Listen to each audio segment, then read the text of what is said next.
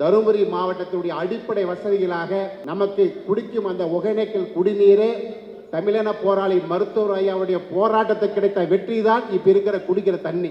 அதை போல நம்ம பாசன விவசாயத்துக்கு தண்ணி வேணும்னா அந்த காவிரி உபரி நீர் திட்டம் நிறைவேற்றுவதற்கு அதை சொன்ன நமக்கு என்னன்னு தெரியாது. அதை இந்த மாவட்ட மக்களுக்கு வேண்டும் என்று தொடர்ந்து போராடி கொண்டு பெற்றுத்தர போராடி கொண்டிருக்கும் மருத்துவர் சின்னையா மட்டும்தான். மற்ற எந்த தலைவராக சொல்றாங்களா? திமுக ஆட்சி வந்து 4 வருஷமா திமுகவுடைய தலைமை தேர்தல் அறிக்கையிலே இருக்குது, தருமபுரி மாவட்டத்துக்கு காவிரி உபரி நீர் திட்டம் நிறைவேற்றப்பட வேண்டும் என்று. நான் சட்டமன்றத்தில் பேசினேன், அந்த திமுகவுடைய தேர்தலை காமிச்சேன். ஆனால் இதுவரைக்கும் செய்யலை. மருத்துவர் சின்னையா அவர்கள் எத்தனை லட்சம் கையெழுத்து வாங்கினார், போராட்டம், நடைப்பயணம், விழிப்புணர்வு எவ்வளோ செஞ்சார். அதனால தருமபுரி மாவட்ட மக்களுக்கு தேவையான அடிப்படை வசதிகளை செய்து கொடுப்பது பாட்டாளி மக்கள் கட்சி நமது சின்னையா ஐயா. அந்த அடிப்படையில் தான் மத்திய சுகாதாரத்துறை அமைச்சராக இருக்கும்போது தான் இந்த மெடிக்கல் காலேஜ் எவ்வளோ பேர் திருவண்ணாமலை மாவட்டம், திருப்பத்தூர் மாவட்டம், கிருஷ்ணகிரியிலிருந்து வராங்க நம்ம தருமபுரி மெடிக்கல் காலேஜ். அதுக்கு அனுமதி போட்டு கையெழுத்து போட்டவர் யார்? இங்க அமர்ந்திருப்பது சின்னையா தான்.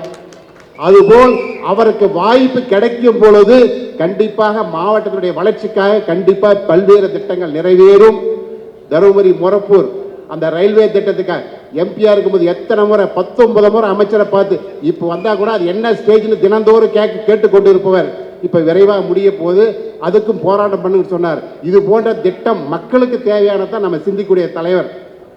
இப்ப தினந்தோறும் இன்னைக்கு நேற்று கூட ஆக்சிடென்ட் தொப்பூர் கணவாயில எத்தனை ஆண்டு காலம் எத்தனை ஆக்சிடென்ட் யாராவது செய்ய முடிஞ்சுதா? நாங்க 4 எம்எல்ஏக்கள் டெல்லிக்கு அனுப்பி அந்த அமைச்சரை சந்திக்க வச்சார் நமது சின்னையா அவர்கள். நிதின் கட்கரி பார்த்து தான் அந்த லெட்டரை கொடுத்ததுமே படிச்சு பார்த்துட்டு நான் நிதி ஒதுக்கீடு செஞ்சுறேன், உங்க தலைவர் அன்புமணி கிட்ட சொல்லிருன்னு சொன்னார். சொல்லிட்டு அது 900 கோடி நிதி ஒதுக்கீடு செஞ்சு இன்னைக்கு வேலை ஆரம்பிச்சிருக்கிறாங்க. அதுக்கு யார் காரணம்? மருத்துவர் சின்னையா. இதுதான்.